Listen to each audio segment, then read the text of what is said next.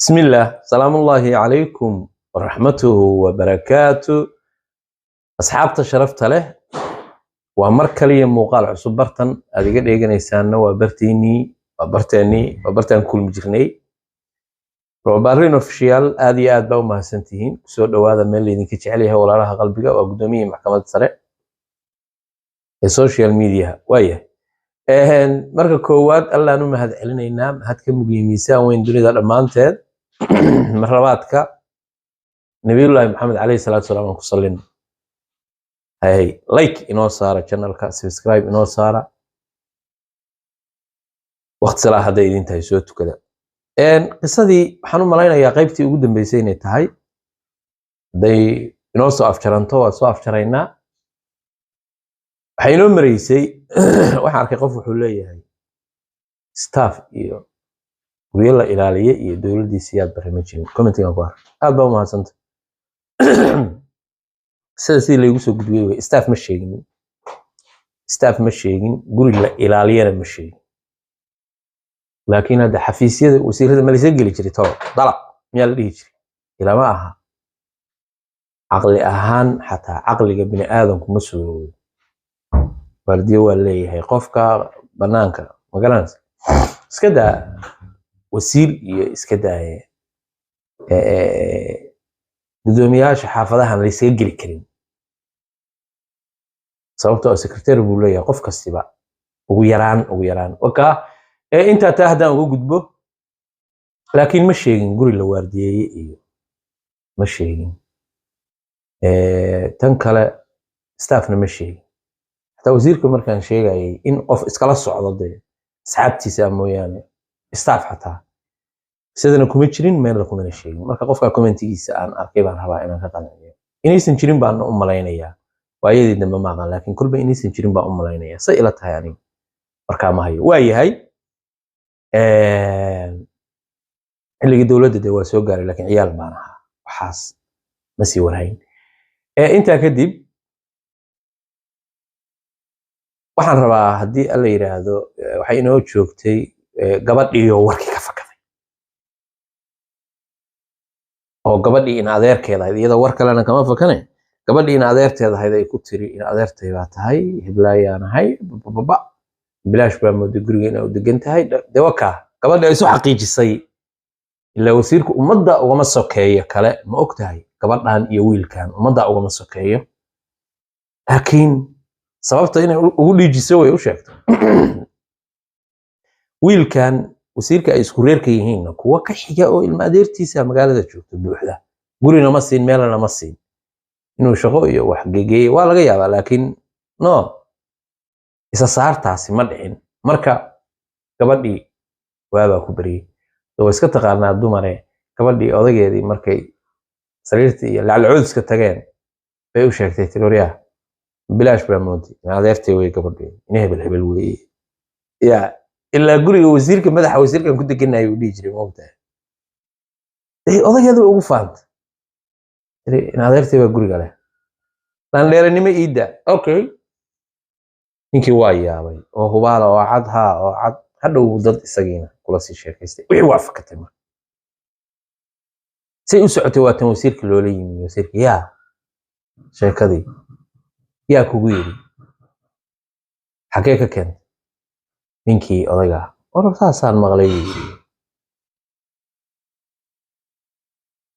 waxaasi waxba kama jiraan buu yiri niyo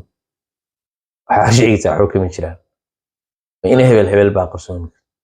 wallahi sheekada waa maqlay oo gabar yar oo raja ahaan jirtay oo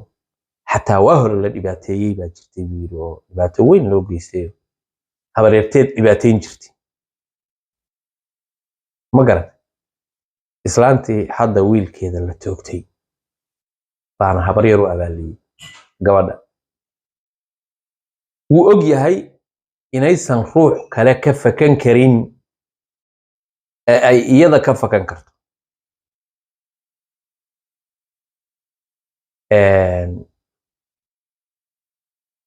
sheekadii waa gudubtay isagu marka waa soo tagay wasiirku gurigiisu yimi isagoo madaxa xoqonaya waa koogaa buu yiraahdaa naag baata sababta loo leeyahay ina hebel wey yaa u sheegtay ina hebel tahay ilaa rabbi subxaanahu wa tacaala iyo adigii aniga ay sugeen yaa u sheegtay wuxuu ka baqayaa wiilkan haddii dhibaato u timaado buu yidhi adiga weeye waa kibrey marka ninku nin weyn buu noqday waa nin kibri ina wasiir weeye waa ina xildhibaan ma dhaca ah wasiir ma dhaca ah baa dhalay gacaankii afka inta kala bilowday saa u dhex galay oo landheere bannaan degay ma garat oo aad iyo aad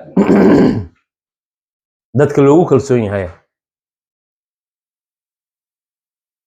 waxay yidhahdaa dee wiilkaaga mustaqbalkii anigu bay tiri cidna uma sheegin adigu way fahantay gabadhu markii dambe waxay tiri hadda maxaan ka qarinaynaa aniga wiilkaygu carruurtaanu la dhashay dadkana qof ogaan karaa ma jiro haddaad adigu sheegin aniguna dee qof u sheegi maayo laakiin aniga hadday ogaadaan iyo haddii kale maba kala jecelin yaad u sheegtay wey nabi islaantiina waa u sheegay haye gabadheedana anaa maalin dhawadu sheegay oo gabadheeda goormaa u sheegtay haddaan u sheegay islaantana waa horaan u sheegay muddo horaan u sheegay laakiin gabadha haddaan u sheegay islaantu ama ay sheegtay islaantu ma sheegin mitil anaa hubaa inaan dhimanaya sidaan u hubaa islaantu markay i weydiisayna oo tiri wiilkii yaraa haraad buu u dhintay waan ku eri wiil haraad buu u dhintay boolanda waxaan inta geliyey ciid geedo ka dabageliyey markii hore inta geeday meesha god buu ahaaye geedo ood soo qaaday oo oodii ku calleeyey oo ciid xoogaaya ku shubay baan isagiina geliyey kadibna ciid iyo ood baan isugu daray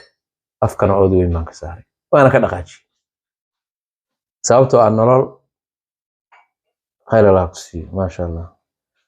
boqoradii barakaysnayd baa ii keentay koob shaaha waa yahay commentiga bay dad badan oo salaamaya uga jawaabtaa inta badan boqoradda barakaysan baan ka wadaa marka saasaan ku iri bay tiri adigu se hadda maxaaba u qarinaysaa ha qarin ana qarin mayay waxaan ka qarinaa meesha miyaan haddii ay dhacdo haddii cidi ku weydiiso waa inay hebel leh aniga laftigaygaaba dhowaan waaday laakiin gabadhu gabaraan isbaranay bay ahay waxaasi macquul maahane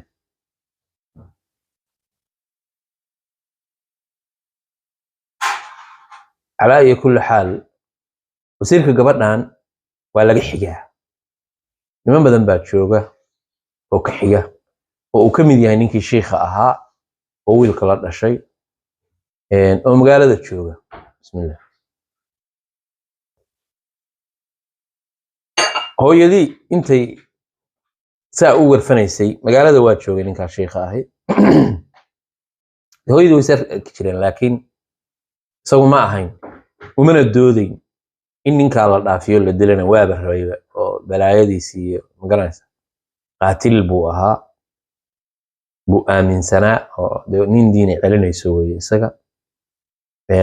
hooyadiisna waa la hadlay wuxuu hooy qalad iyo gardaraa ninkaa maaragtay hadda aad ugu doodaysaa ninkaasi waa dhaalim wey sheekadii baa marka waxay ka xumaatay dhinacii warkii suu u socday buu wuxuu tegey gobolkii iyo degmadii buu galay ninka wasiirka anaagtiisu waa ina hebel baa leeyahay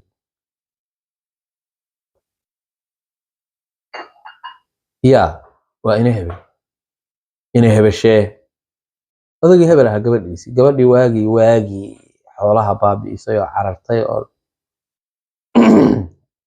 odagii aabbaheed ahaa iyo sheekadii warkii wuxuu gaaray xagguu gaaray warkii wasiirka kuwo walaalihiisa meesha jooga gobol baa loo dhigtay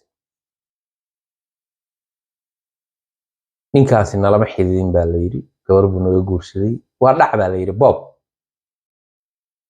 maalinkii dhoweyd oo wiilkayaga la tooganayayna sharaf noolama dhaqmin gabadha uu qabaana waa ina hebel waxay dhaheen niyo annagu warkaa ma hayno idinkaan nagu leh hadda ninkaasi naagtuu qabaa waa reer koonfur waa naag reer xamara shaqana kuma lihin reer xamar markaan leeyahay ulama jeedo reer baa reer xamar la dhahaa reerkii kama wado laakiin waxaan ka wadaa magaalada deegaanka xamar iyo aageeda dadka degan waaye macnaha gabadhaas waa reer koonfur waa dadka muqdisho iyo agaarkeeda dega shaqana kuma lihin markaasi waa cad yahay weeye xaal iyo xumayn annagu ninkaa wasiirka ah shaqo kuma lihin idinkaa idinku leenahay arrintaas hadday caddaato talow inama kala qabato inaynu kala guursanno gabdha waana kala qabatay laakiin inaynu kala qarsanno kii gabadha kufsan jiray meeshuu fadhiyaa khaa'inul wadankii oo gaboobay meeshuu fadhiyaa nin weyna macnaha gabow caadiya maaha laakiin nin weyna aabaheed meeshuu fadhiyaa reerkaas oo dhan waa ku dhan yihiin arrintiiba aad laysula dhex maray la leeyahay waxay xumaysay aabaheed waxay xumaysay sheekadii xagga muqdisho baa gabdho iyo wax u tagtageen oo dad baa u tagtagay iyadu cidna ma rabto laakiin ina hebel baan habay ku tiri dadkii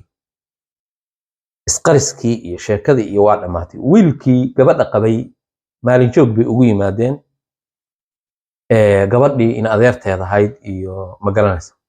in adeerteedna waxay ku tiri faafi qof allaale kii ku weydiiyey waxaad tirahdaa ina hebel wey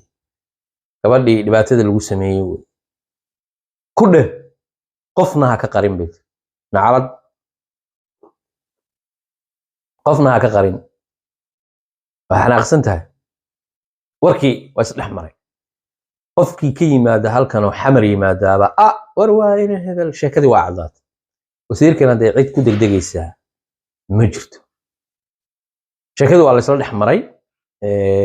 ina hebel weeye wasiirku wuxuu u badbaadin waayey dekanuu u qabay waa kan sheeko noocaasa gabadhiisa waa tii waagii la xumeeyey xaaskiisa sheeko noocaasa arrintiiba aad u fiday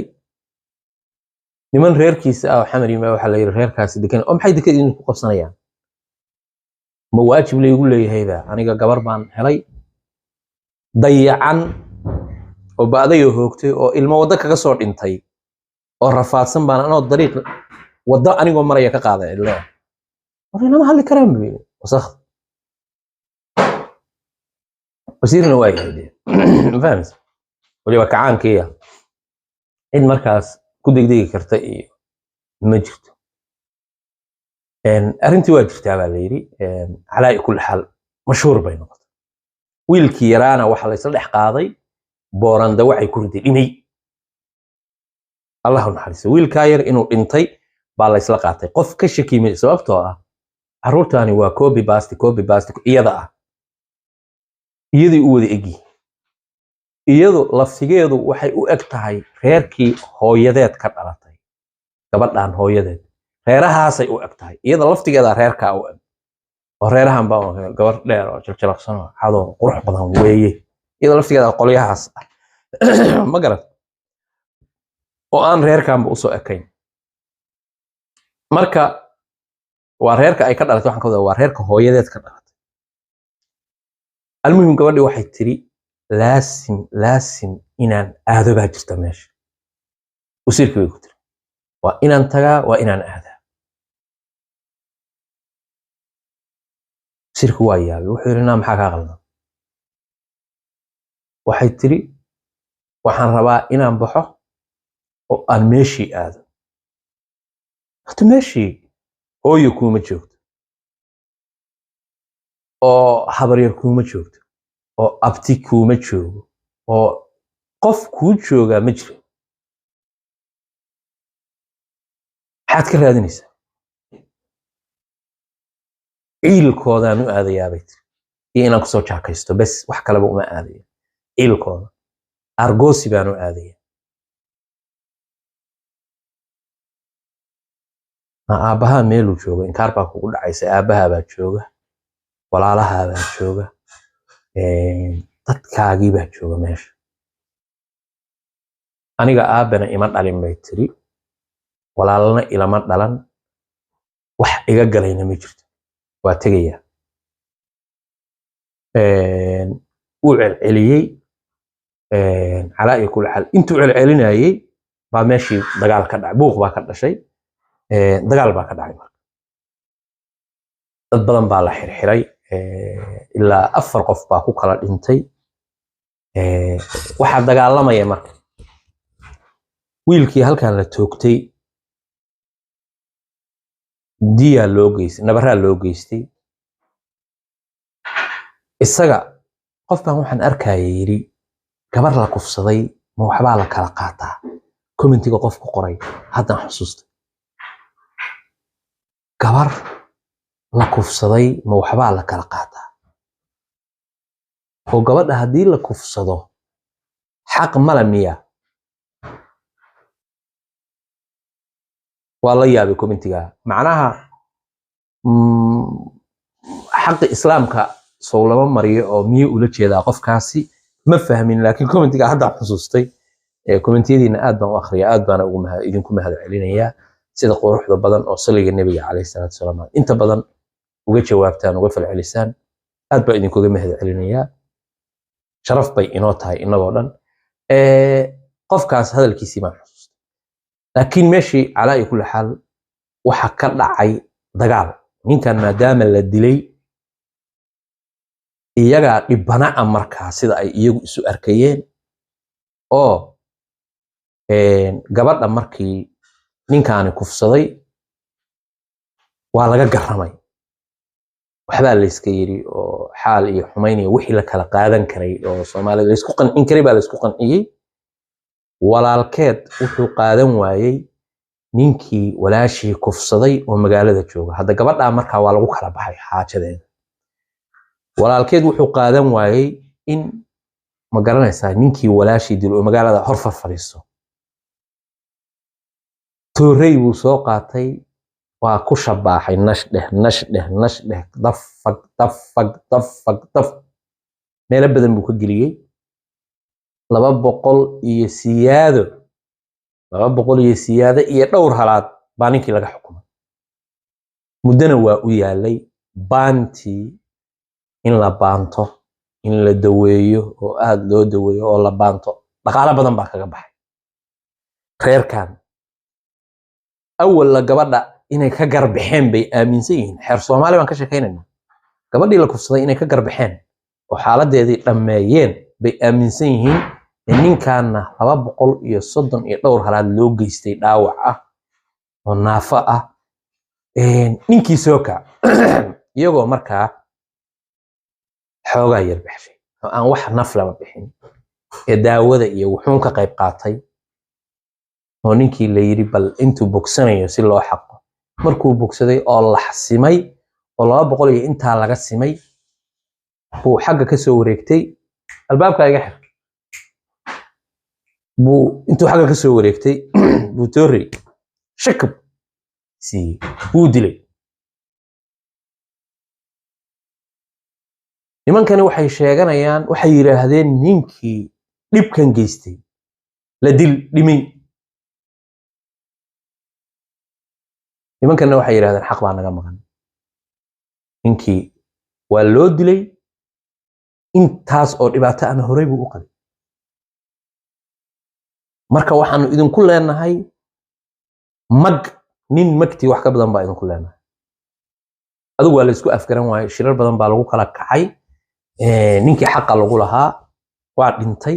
baa lagu soo afjaray duulaan bay qaadeen nin bay dileen iyagii nin baa laga dilay nin bay dileen nin baa laga dilay 4 bay maraysaa marka sheekada way iga kala goodaya waxa dhacday marka nimankii waa la soo xiray macal odayaashii baa laga xiray xabsi baa lagu guray dadkii dhibaatada geysay dawlad ilaahay xaalkeeda og yahay baa jirta waa la qabtay dab ninkii nin dilay waa la soo qabtay gabadhiina waxay leedahay meeshii inaan aado soo arko waa gabadhii wasiirku qabay inaan soo arko ayaan doonaya duu sheekadaasaa meeshii laga soo sheegay dowladdii ciidamada loo diray dee ciidamada meesha joogay ciidamadiiba unbaa waa la qabtay dadkii waa la xirxiray rag odayaal ah baa la yiri ha galaan xaajada iyagoo dowladdu ku jirta baa haddana odayaalaha dhinac ka wada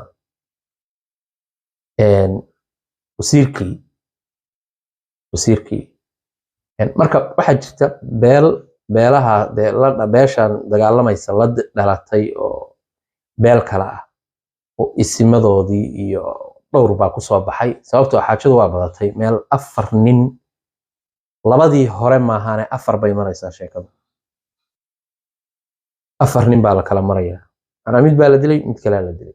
mid baa la dilay mid kale la dilay mid baa la dilay waa la isu aaray 4 bay sii maraysaa sheekadu markaas dowladdu ay gacan ku qabatay inkastoo mid walba markii la dilo la qabanayay oo qofkii dilay dowlad biraha ay joogtay oo ninkii wax geystaba ta la doono la soo sheegay la qabanayay sheekadu waa xumaatay marka diliinkii ugu dambeeyay dil fool xun oo la isu geystay oo dilku xataa uu ahaa dil aad fool xun si kasta ha ahaatee kaana waa la soo xiray kadib baa odayaashu yimaadeen wax la yidhi reer reerkan waa isku baaba'ayaan 3 bay saa kusii kala marayaan iyo 3 waa 6 nin mid dowladda dishay iyagu ma dilin laakiin sababtooda loo dilay sidaasaa dowladdii meeshii waxaa la yidhi odayaal baa yimi odayaashii baa sheekadii galay waxba waa la xallin waayay xukuumaddu waxay ku go'aamisay ninkii nin dila waa toogasho 6 nin oo reer baadiyaha ah oo isdilay 6duba waa birayn madaxa laga jarayaa wax cafis la yiraahdaa ma jiraan reerkii dambe oo talaabo soo qaadana talaabo sharciga waafaqsan baa laga qaadaya because qolaa weli waxay tirsanaysaa haddii kan la dilo oo kan la dilo oo kan dilo oo kan dilay oo kan qolaa weli waxay tirsanaysaa in xaq ka maqan yahay oo ninkii ugu horeysay qoladii ninka laga toogtay baa waxay tirsanaysaa in ma garanaysaa ay xaq ka maqan yahay adigu waa la galay niman odayaal ah macquul ah oo ilaahay xaajadooda ogyahay baa galay waxay ku dhameeyeen inaan 6 nin 3 waa dhimatay 3dii dishay baa xiran iyo suubis lagu daray hebel baa la socday iyo ma garanaysaa laakiin gacan ku dhiig leh waa hebel iyo hebel iyo hebel waxay kala dileen waa 4 weeye yaana 3 nin waa 4 hebel kana dilay hebel kana hebel buu u aaray hebel buu u aaray hebel buu u aaray 2 nin baa walaala ah koo wax dilay ninka walaalkii la dilay iyo nin dilay ma garanaysaa 2 walaala ah nimanka xiran toogashada u xiran odayaal baa galay waxa la yiri reerkii marka gabadhan qoladii dhibaateyn jirtay kuma jiraan laakiin ilma adoortooda kamid ah qoladan xiran marka maadaama 4 nin ay xiran yihiin iyo suubis odayaashii waxay soo go'aamiyeen in siyaadadii la bixiyo nimankii dhintayna la istuuro 4 ninna maadaama 2 nin oo walaala ay ku jiraan awalla walaalkood la dilay oo walaalkood kale la dilay 2 nin oo walaalahooda la dilay hal sameeyo in la iska sii daayo oo dowladda aan kala hadalno oo odayaasha anaga kala saxiixanay iyo sheeko nabadayn ah arrin noocaas ah meeshii la keenay magtii intii siyaadada ahaydna ay iyagu bixiyaan oo odayaasha dhexdhexaadka ah oo beelaha kala ah oo isla beeshan laakiin beelo kala ah oo yimi oo la yiri reerku isku gumaadmayaan hala kala dhex galo xaajadu waa weynaatay nimankaan ayaan la toogan meesha dowlad baa ka jirta kacaan la yiraahdo gacan bira dadka ku haysa xilliyada ugu cadcadayd cid ku xadgudbi kartaa ma jirto reer baadiyaysa dowlad inta madanbaba qoraanba waxaan wax islaynayaa waa dad reer miya nimankii go'aan waxa lagu gaaray odayaashaasi go'aan ku gaaray maxkamadda yimaadeen oo dhaheen nimankaana waa la iscafiyey marka sheeko ah waxay keeneen nin walba ninkii la dilay aabihiis inuu yiraahdo caf aliya masaamax uu iga yahay hebel oo ma garanaysaa waa cafiyey ilaa ninkii uu dilay aanadii in badan oo ka mid ah iskuma aadana oo waa qabiil qabaa'ilkana waxa weeye adeer ba iska dilay moog oo kii lahaaba xaqa u lahaaba ma laakiin inay iscafiyaan dhexdooda oo heshiis dhex dhigaan xoolihii diyadiina ay bixiyaan weliba lacag ka badanna ku bixiyaan si afartan loo sii daayo odayaasha keenaya oo xalka kuwa keenaya iyo kuwa kan iyo sheekadii waa gudubtay dowladda waxa loo gudbiyay dhinacan iyo madaxda Soomaaliya xildhibaanna marka isu soo raacay ilaa 3 xildhibaan wasiirkiina ku jiro oo reerayowgan ah waa isu soo raacay deegaankii bay yimaadeen deegaankii hadday yimaadeen arrintiiba dhexdhexaadinteedii si fiican loo galay iyagiina lacag xoog leh bay bixiyeen si reerkan loo kala dejiyo lacag xoog leh bay bixiyeen waxa meeshii lagu saxiixay ninkii nin kale dambe dila in la toogan doono nimankaana in la sii daayo dadkuna gacmaha iskashadaan lacagihii dheeriga ahaa oo dawo ha ahaato ama diyo kale oo horay u jirtay ha ahaato ninkii la toogan jiray ha ahaato oo fidmadu ka kacday ama wax walba ha ahaatay in maaragtay la bixiyo arrintii sidii bay xildhibaanaduna kusii afjareen afartan nin waa toogasho bay markii hore dhaheen oo dowladani waxa qori mayso laakiin haddii laydinka yeelo qof dambe haddii ay dhacdo qof dambe ruux dambe haddii ay dhacdo inay saasoo kale macala odagiisu badbaadi maayo ninkii marka arrintii go'aan baa la gaaray dhagdhag wasiirkii dowladii yarta ahayd bay joogaan magaalo hadda weyn weeye laakiin markaa dee waa magaalo yar la is arkayo in hebeleyn waa la isu yimi kii gabadha kufsaday xaadir weeye odaygii gabadha dhalay wasiirka gabadhiisi ninka wasiirka ah xaaska uu qabo ninkii dhalay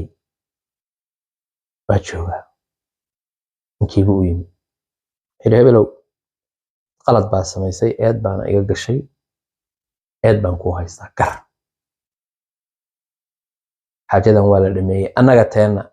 iyo hadda iyo kow odayaal buu wataa ninkaas gabadhaydii anigu aan dhalay baa 10 caruura u haysaa 10 afka ka xiran bay u haysaa oo rag u badan 7 wiil iyo 3 gabdhood bay u haysaa khadar waa ku jira ogaada 7 wiil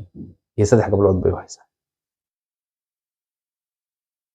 gabadha intaa u dhashay waa ilmahayga waa tegey gurigiisa gabadhaasi aniga waxaan u dhimay ma jirto waxna uma geysan laakiin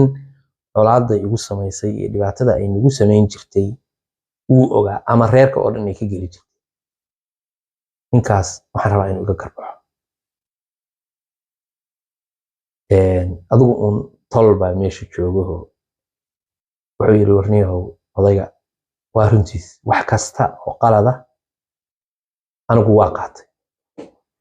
laakiin gabadhu waa gabar uusan wanaag u gelin wax sharafa u gelin xumaan badan loo geystay isaga keligii uusan u geysan reerka oo dhan ka tirsanaysa masiibana ku dhacday waana wax la wada og yahay gabadhaan iyadoo dulman oo raja ah oo agoona aan waxba dhaamin de agoon maaha aabaheed waa laakiin aan waxba dhaamin oo aabaheed uu magaalo kala degan yahay oo silic ku jirta oo ayeedeed u cidahayd hada dhibaato lagu sameeyay waa la silciyay waa la dhibaatay laakiin si kastay ahaataba xaalkaa waa qaatay waxaan ka jiraa dhinaca maaragtay odaynimada odayga sodogaya annagaa la isla saxanayna waa nin qurjo xun odaygu waa nin aad u shakhsiyad macnaha oday qalloocan inaan ku gudbinayn alle halaade yaanan kusii xadgudbinayn oday qalloocan annagaa dhamaysanayna laakiin xaal baan bixinaya wax waliba iga xaaraan buu rag hortiis maahan inaynan gooni wada tegin hadda waa ninkii markii dawada loo keenay gurigiisa geeyey waa ninkii baabuurka ka bixinayey waa ninkii daawada ka bixiyey waa ninkii magaranaysa ilaa odayga xamar baa la geeyey waa ninkii wax walba u qabtay haddana waxa u cad gabdhaha xoolaa laga qaataa geel baa laga qaataa geeli buu raadinaya hadduu isxanaajiyey oo sheekadii uu xumeeyey wuxuu yidhi anugu wanaag baan rabaa inaan ka galo oo 2 maalmood oo dambe uu sii joogayo raggii oo dhan waxa la yidhi war haddii dee ninku wanaag kuu ogol yahay wanaaggaaga ka qaado oo xaalii xumaynna waa kuu ogol yahay maxaa raadinaysa may waxaan rabaa ragga hortiisa waxba se wax beel bay dhashaayoo xildhibaanadu waaba iska soo dhaqaaqeenba iyadoo markaa maalinkii hore intii lagu wada hadlay keliya ay sheekadu tahay xaalna ma siin waxna ma siin markuu arkay inuu ninku nin kacsan yahay oo uu taagan yahay ragga hortiisa wax iigu cayin oo uu hunguridoon yahay waxna uusan markaa hayn meeshaana dee isaga geella uma daaqo xoolana kuma haysto wuxuu haysto waa nin xamar ku leh oo xamar maaragtay ku haysta way iska soo dhaqaajiyeen xildhibaanadu way iska soo tageen xamar bay soo aadeen marka sheekadii waa isballaqday magaaladii oo dhan iyo dadkii oo dhan caddaatay wiilkii yaraa wada hadalkiisu meesha ma yaal dhimay baa taal wiilka booran dawaco marka markii baa laga hadlay oo la yiri wada gabadha yarta ah oo rafaadka ku tagtay oo ma garanaysay ilaahay xamar uu ka helay oo ilaahay uu maaragtay maadaama isku reer yihiin ilaahay uu halka ka tusay iyagu ilaa si cad inuu wadada ka sii qaaday oo ilmaha ay wadatay iyo cidna looma sheegin balse iyagu waxay aaminsan yihiin xamar iska heleen gabaray xamar iska heleen oo halka iska arkoodeen warniyahow boqolaal baa xamar aado gabdhaha oo aan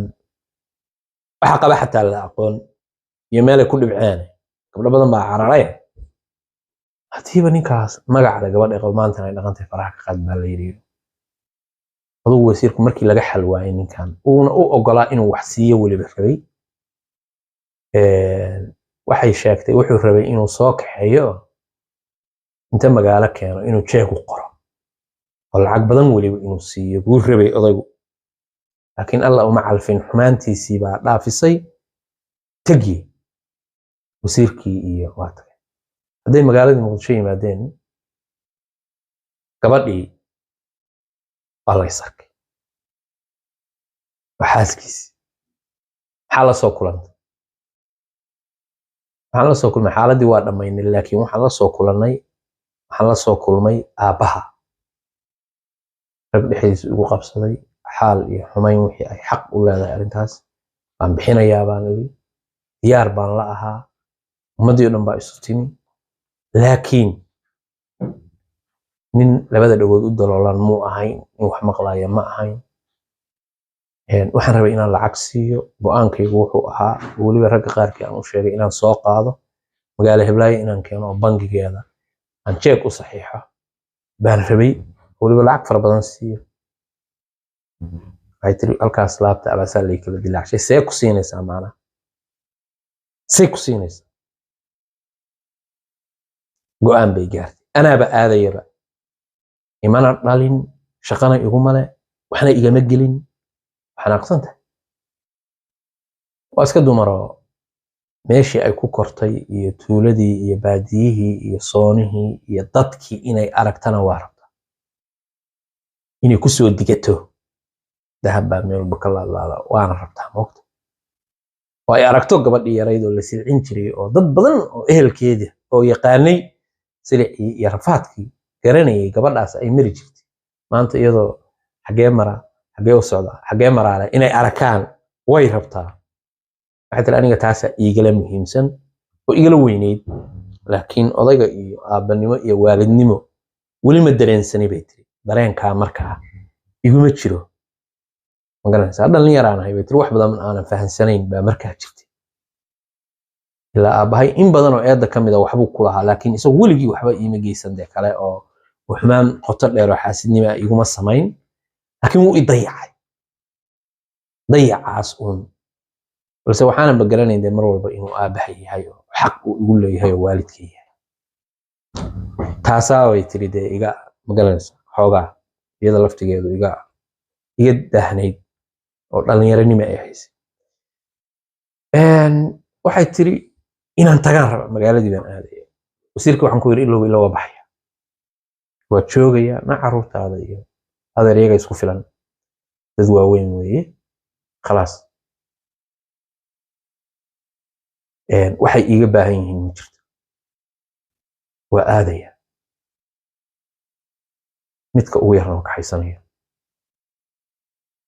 waxay tiri xildhibaanka way celin waayey aniga meesha waxa iigu diyaarsan islaantii i wanaajin jirtay baa tuulada degan oo aad iyo aad tuulada maaragtay tuuladay degan tahay marka meel bay ku haysataa oo ganacsi yar bay samaysatay oo waa ladanta ma fahmaysaa dukaankeeda iyo odaygu waa soo arkay gabaray dhashay oo baa meesha iyaduna joogto oo ma garanaysaa oo dukaanka haysata xaafaday deganta caruuraheedii baa ilaahay u koriyey adigu uun meeshaas islaantaas joogtaa islaantaas ku xisaabtamaysa islaantuna waa islaantii isku xariga ahaayeen ogow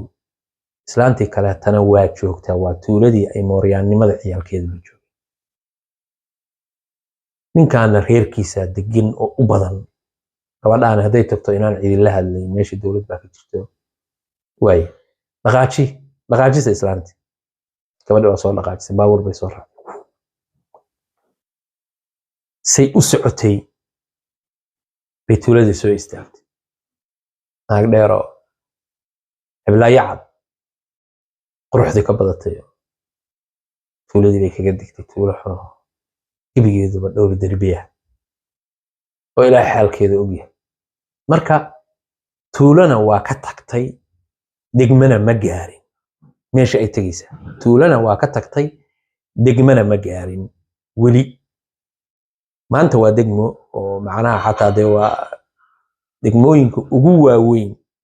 haddii degme ahaan la eego Soomaaliya kuwa gobolada noqday haddii laga tago sida kale waa degmooyinka Soomaalida ugu waaweyn oo ugu horumarsan bay kamid tahay maanta laakiin markaas waxay ahayd degme may gaarin degmooyinka Soomaaliya lagu daray oo dawladdiis gacan ku dartay bay kamid tahay laakiin markaa degme may ahayn balse waa tuulo weyn oo aad u weyn oo degmana ka tagtay tuulana ka tagtay degme gaartay xaqa xataa mararka qaarkood laga yaabo inay gobol lagu u yeelan karto laakiin aan ahayn degmo meeshii bay tagtay laakiin markii xamar loo eego waa 10 waa bay noqonaysaa isla markiiba islaantii way soo haybsatay dhag islaantii baa loo geeyay islaantii ku soo booday gabadhii waa la isugu yimi in hebel baa timi odayga aabaheeda ahaa ma joogo magaaladani tuulo kale oo ku dhow buu joogaa islaantii waa joogtaa islaantii habaryarteeda ahayd caruurteedii laba gabdhood iyo wiil baa ka jooga dadkii waa la isu sheegay in hebel baa timi wasiirka xaaskiisii baa timi in hebel baa timi qaraabo iyo cid kasta iyo ciddii markaas ehel u ahayd oo kale oo aan ahayn kuwa iyada la dhashay laakiin ninkeeda dhinaceeda ahana waa yimaadeen meeshii waa lagu salsalaamay aabaheeda loo cidiray wiil shaydaan ah oo ahaa kuwii islaanta habaryarta ah intay dhashay baa labada cagood wax ka dayay waa lugayay lug ugu jeexay meel ay ka soo galaan bay raadinayaan moogta ilaa salaan xataa uguma imaan karaan waa dhaqaajiyeen ninkaasi gabadh aabaheedu raajay aabaheedu u tegey aabaheedu u tegey wuxuu ku yiri gabadhaadii waa joogtaa magaaladii bay timi odaygii aadi maayo buu yiri bala alla ku sallida oo cabaar buu magaranaysa haddana markii dambe waa la soo khasbay wuu soo tegey odaygii waxa soo raacay odayga oo sheekada maqlay gabar walaasheeda iyaday walaala yihiin oo isku aaba yihiin oo inan ah baa tiri ilow inaan walaashay arko baa jirta odaygay la soo raacday waa la soo lugaysay waa inan wayse soo raaceen magaaladii baa la yimi tuuladii haddii la yimi odaygii wuxuu soo abaaray habeenkii seexdaan oo subaxdii wuxuu soo abaaray gabadhiisii waxaa la socda laba gabdhood oo midi tahay midii ay ilma habreedka ahaayeen midna gabadhan wasiirka walaasheed tahay ku aabba ah iyo odaygii iyo wiilkii mooryaanka ahaa odayga doonay oo halkaa markaa ka aragtay wejigiisa goor baa mid wuxuu ugu yiri midbaa sheeke iga sheekeynay markaas wuxuu yiri ninbaa adsaba hebel baa nagaga horyimay nin caanka ah social media hadda oo nin hadal badana wuxuu yiri baa adsaba nagaga horyimiyo wuxuu yiri ilma reyaal oo qaadiga bixiya markaasaan nagu yiri qaad ma hayno laba nin baan ahayn buu yiri anigii hebel markaas wuxuu yiri wajigiina waxa ku taal alxamdulillaah lacag waad haysaana qaadiga bixiya markaasuu intaan qoslay uu yiri waxaan ku iri adiga mujigaaga maxaa ku qoran soo yiri aniga halkaa waxa iga qoran calad baa kugu taal mabaan haatan ninkaas halkaa wajiga aad markaas u eegtid dadka oryaanta ah wajigooda qofaan tukano soomin oo salaadin oo alwali oo bilaa oo dagaal uu joogo fitma oo kufsadaa oo dib badan oo karanta waxba aan ka heshoon tuuga maryam madoobay wajigiisa markaas u aragtay waa nin nooc kala kan saa u arkay etrikii baytri waa garanayaa baytri waa sidiisii macnaha yaraantiisu wuxuu ku ahaa wax dhib badan oo nooc kala ah markaan arkay waa gartay gabadhaas walaashiis ah oo la socota ma garan odaygii aabba ahaa meesha bay soo istaageen salaamu calaykum dukaankii waxay tiri gudahan fadhiyaa dukaanka gudaha meesha wax laga gado waan fadhiyaa waa iska dukaan yar gudahan fadhiyaa bay tiri islaantiina waa fadhidaa miis ama bastad hadba kaa u taqaanid baasaa u taalla hortayada bay tiri dukaankii uu soo istaagay salaamu calaykum waa arkay tiri mise waa aabbahay laabtaasa lay kala dilaacay dad baa la socda gudihii bay soo galeen waxaa moodaa bahal xoola soo dhex galay quruun dhan baa soo daba kacday qolyo dhan baa soo daba kacay meeshuu iska reer tuulamo kuwa dhan baa soo daba kacay markii la yiri gabadhii uu u socdaa aabaheed islaanta baa tiri calaykum salaam markaasuu yiri heblaay waa kasii jeestay tiri hoos baan usii jeestay lama hadlin namaa ila hadashid markaasaan bay tiri fiiri waa aamusa xoogaa hadal kulul oo cay ah buu yiri bay tiri markaasaan waxaan ku iri hadal inagama dhexeeyo waa ogahay inaa aabbahay tahay laakiin waa i dayacday sidaas daraaddeed wax hadal oo inaga dhexeeya ma jiraan abtirsigaasaa inaga dhexeeya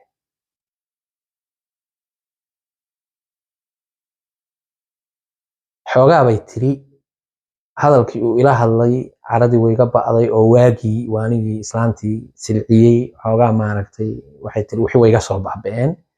markuu ila hadlay oo garanayo oo magaraysaa naxariis baa igu jirta bay tiri xoogaa baqdin baa igashay bay tiri waa ka baqayaa macnaha xoogaa waa ka baqayaa ilaa waa aabahay bay tiri xoogaa maaragtay waana is adkaynayaa ogtahay buu yiri haddaan kow kaaga siiyo xataa dil inaan laygu lahay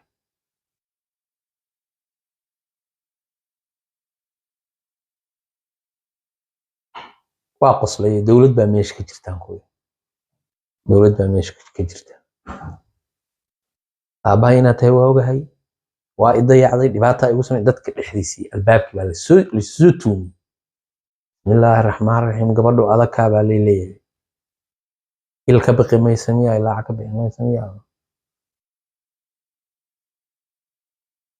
waxaan ku iri bay tiri dadkan iga kaxee ummadaan aawadatid oo dhan iga kaxee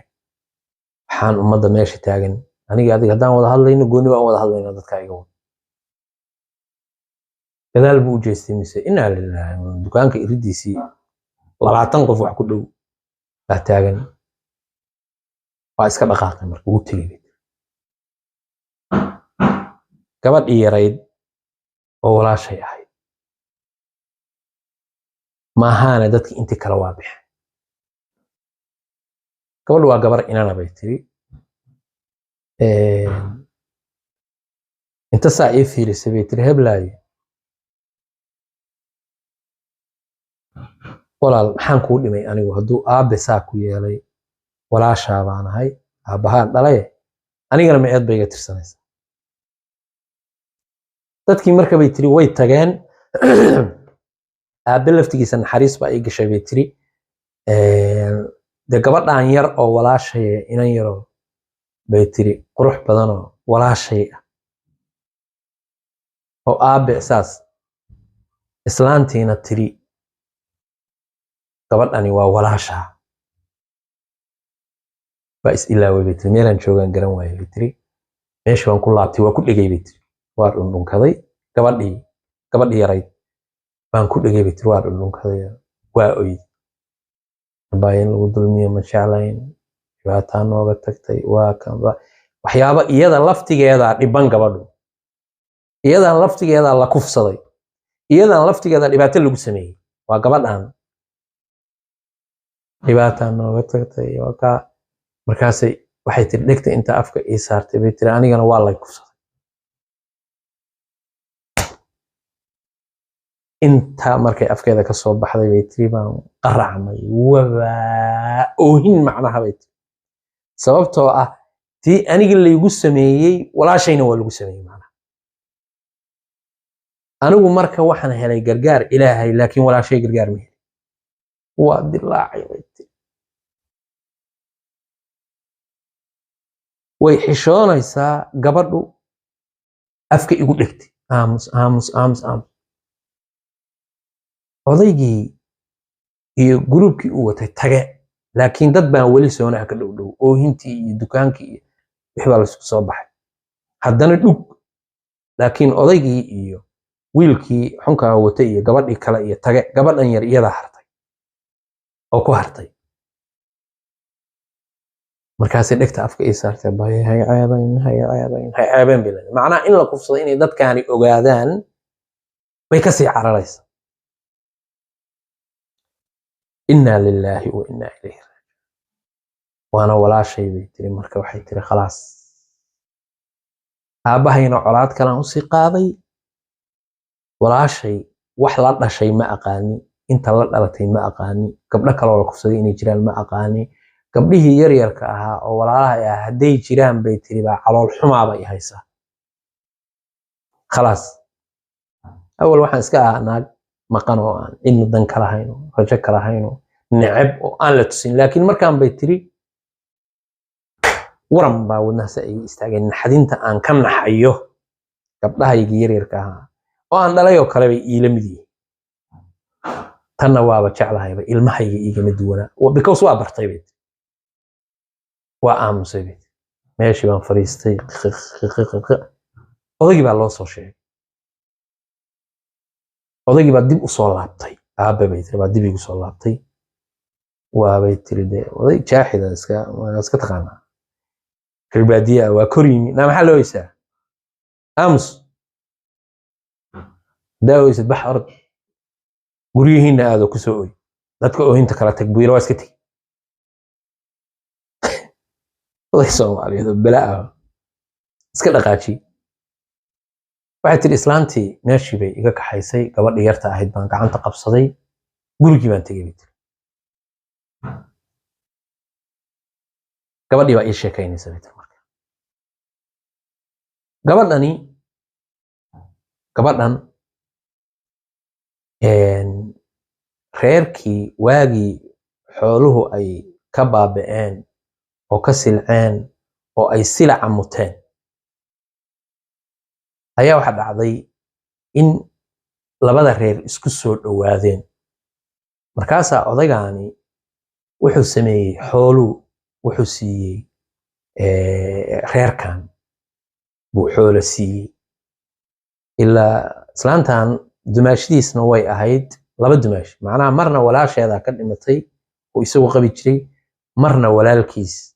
baa qabay oo markaas dee u noolaa marka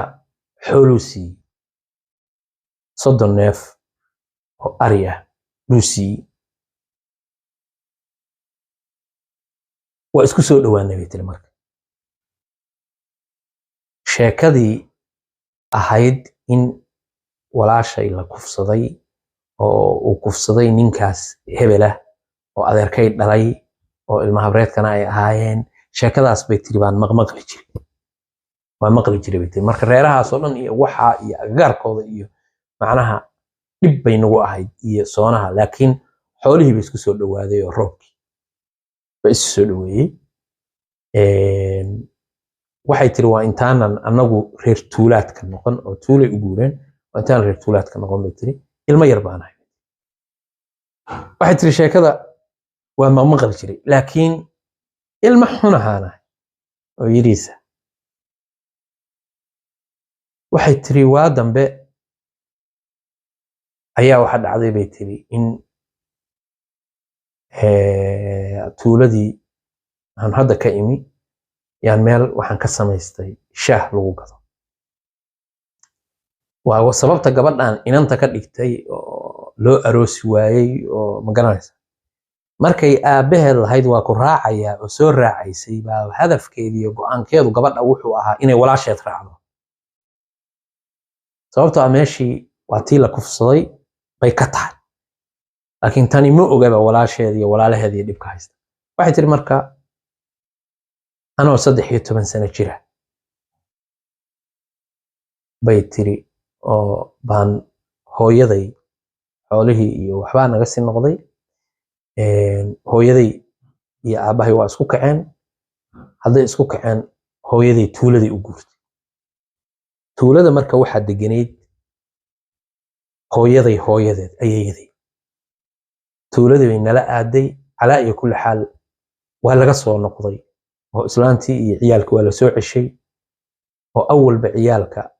xabad baan ugu cararnay oo ugu tagnay markii hooyo xanaaqday oo aaba ka tagtay oo hooyadeedu tagtay laakiin waa awalba dee nin faamilkiisa la degan buu ahaa faamilkii gabadha uu ka qabay la degan buu ahaa waa loo soo carar celiyey caruurtii carartayna dib baa loogu soo celiyey aniga ayeeyo ku haray anoo ayeeyo la jooga bay tiri bay ayeeyo meel shaah baan niri ayeeyo halka aan ka samaysto oo gabar baan arkay bay tiri deriskayga waa meeshaas bart samaysanaysa oo shaah oo dad shaah ka gadanayaan oo baan arkay bay tiri lacag ayeeyaan ku iri ayeeyo ilow ayeeyo waxay ii soo gaday bay tiri falaas ama dadka qaar teermuus bay u yaqaaneen dad baa talaagad xataa dhaha shaaha iyo dhowr bakeeri bay ii soo gaday bay tiri meeshaas yar bay shaaha ayeeyaa samaysa anna waa gadgadaabay meeshii baan ku ilbaxay bay tiri niman baaba marka way tiri baraag baa biyaha laga soo dhaamiyaa baraagay leedahay baraagahaasa laga dhaansadaa dadka reer baadiyaha waa isugu yimaadaan sidaa daraaddeed meeshii waa laba socotaa biyahan waxaan ka doontaa bay tiri baraagta weligii allahay fiid waxay tiri marka waxaas yaroo xoogaa bucbuc baa noqday bay tiri almuhim nin baa isoo dabagalay anoo baraagta ku socda goray maqrib tahay waa nimaanu deris ahayn oo aan garanayo oo nin weyn abay tiri oo konton jiro oo caruurtiisu ay caruurada macnaha aniga waxaan la ekahay bay tiri gabadhiisa uu awooha u yahay iyo anigu waa isla egna waa nin weyn bay tiri sheeku ii qabtay bay tiri biyihiina isagaa ii soo daray oo ii dhaamiyey sheeku ii qabtay baraagtuna waa baraagtii awoowahay bay tiri oo xoogaa magaalada way ka durugsantay waxay tiri si kasta ha ahaatee ninkaasaa meeshii igu qabsaday bay tiri gabalku markuu madoobaaday baan soo dhaqaaqnay waxay tiri baraagta iyo guryaha macnaha waxa u dhaxeeya meel yaroo hoobada oo toga baa u dhaxaysa toggii markaan soo galay dhab anigana bay tiri markaan meesha tegey mara yar oo aan watay oo garbasaar ii ahayd iyo guriga ii taale midan aan wato iyo mida guriga macnaha midna gurigaan dhigtaa midna waa huwada midna waa ii taala labadiiba isaga kay wasakhoobay bay tiri mid baan dhaqnay tiibaan markay hurgufayay bay tiri oo inay ii qallasho sugayay ma garan bay tiri qaado inay xoogaa ii kawraxdo baan rabay ayeeyo laba shay ay lahayd oo guntiinooyinana inaan dhaqan rabay oo waa dhaqay adiga si kasta ahaatee halkaa markaan soo galay waaba kan bay tiri maradaydii laaqoyaanka ahaydaan watay igu qabtay dig halkaa dhuunta ah firirig waa xagxagtay bay tiri marka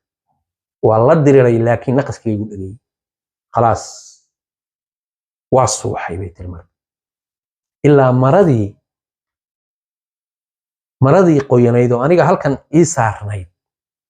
uu dhab siiyey labada dhinacoo saa isugu kay dhaafi waana maro qoyan daqiiqada yar firig laakiin aad baan u xagxagtay bay tiri wejiga oo dhan baan waxaan ka dhigay bay tiri muluq mana qaylin karo waxna ma samayn karo oo naqaskii bay igu dhigay waa suuxay bay tiri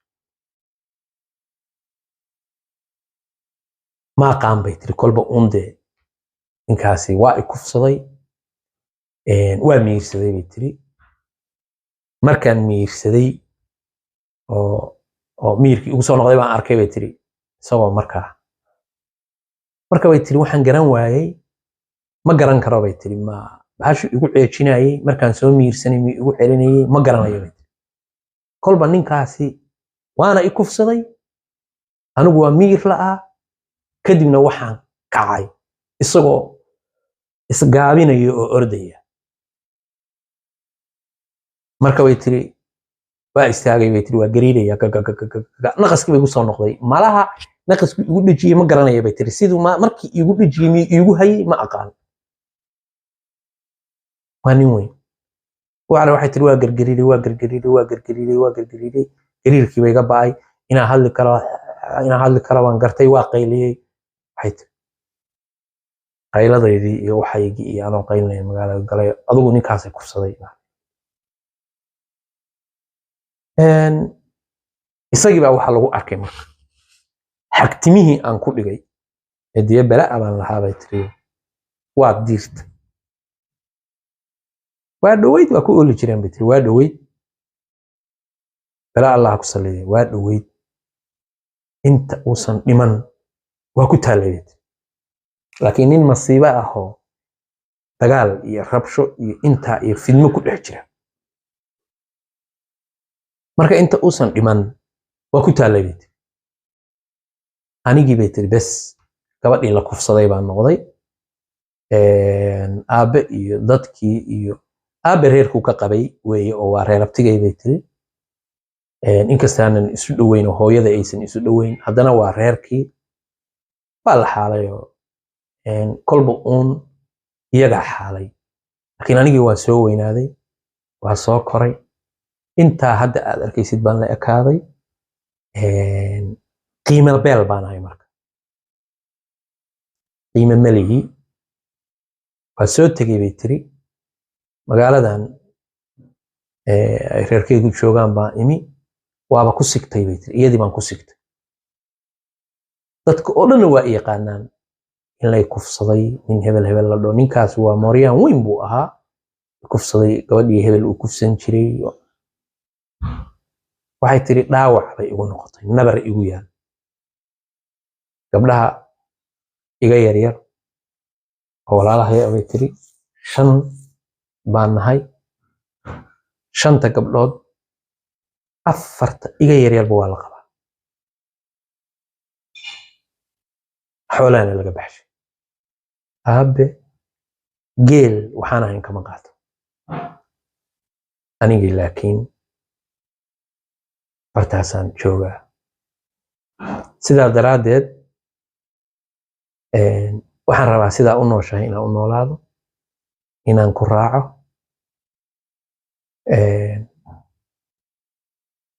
waxaa jira aabe reer kaluu leeyahay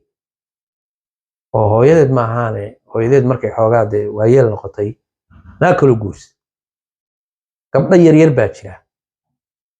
oo 3 ah oo dhalay aabe inna lillahi wa inna ilaihi horor waxay tiri qalbigaasaa macnaha dad ma lahayn bay tiri aniga ehel ma lahayn walaal ma lahayn hooyo ma lahayn aabe ma lahayn waxaba ninkaygaa ii ah laakiin markaan meesha imi isbedelku igu dhacay aabahay arkay xoogaa maaragtay xanaaqii iyo nafskii iga ba'ay naxariis baa ii gashay walaal baan yeeshay iska daa iyada haddiiba 4 ka yaryaraa iyada la guursaday kuwa kale oo hadda soo kacaya bay tiri baaba naxariis ii gashay iyo balaayada iyaguna waa kufsi sugayaal gabdhahan ay leedahay waa la qabaa mid walba iyadoo curdina uu nin geel kaga qaabtay sidii neefkii baa la jiidayay qaaq iyadoo ku haysa waa mid walba nin odaya dhakada laga saaray macnaha iyaga laftigoodu laakiin Soomaalidu waa maamada waxay dhahan gabar gudaha kaaga jirta ama guur tan guur seegtay bay dhaamaan in aan magaranaysa aysan rabinba habal lagu daree kolba waa caruuray leeyihiin waa gabdho dhaqmaya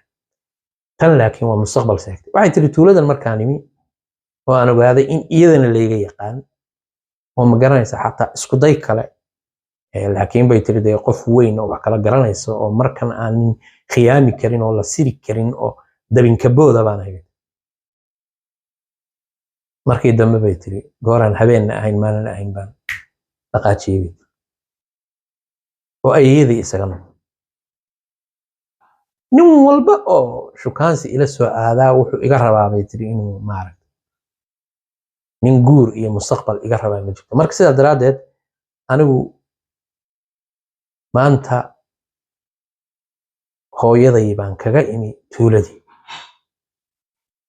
gurigii ayeeyaday hooyaday baa joogta aniguna meeshaasaan shaah ku gadanayay oo joog ayeeyaday baa dunida iigu jeclayd oo dhimatay hooyadayna waa i jeceshahay laakiin maanta aniga baa meesha ku mustaqbala kaama haro markii aan soo raacayeyna aabahay hadafkaygu wuxuu ahaa inaan ku raaco waxay tiri abaay igama haraysid waxay raacaysaa iga harimaysid insha Allah waxay tiri marka aniga caloosha ay rogmanaysaa aad bay tiri baan ilma iga daadanaysa waxa aan la ilmaynayaa bay tiri kuwa ay iga sheekaysay maba ahaba waxaan la ilmaynayaa bay tiri kuwa kale oo dhalay oo naagta kale ay u dhashay oo yaryarka bay tiri baan iyaguna waa kufsi sugi waxaanse ku farxay in kuwii ka yaryaraa niman lagu daray oo maanta ay xaasas la qaban yihiinoo ay reeran dhaqanayaan oo aan kufsi iyo cidina la soo aadayn maasha Allah taas waan ku faraxsanahay gabadhii waxaan iri abaayo isteji waa i raacaysaa saacadan laga bilaabo nolosha aan ku noolahay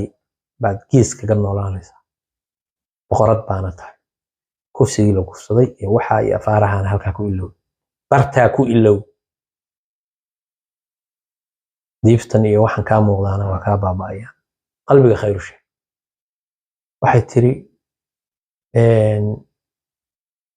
islaantii belada ahayd oo habaryarta ay ahayd baa joogta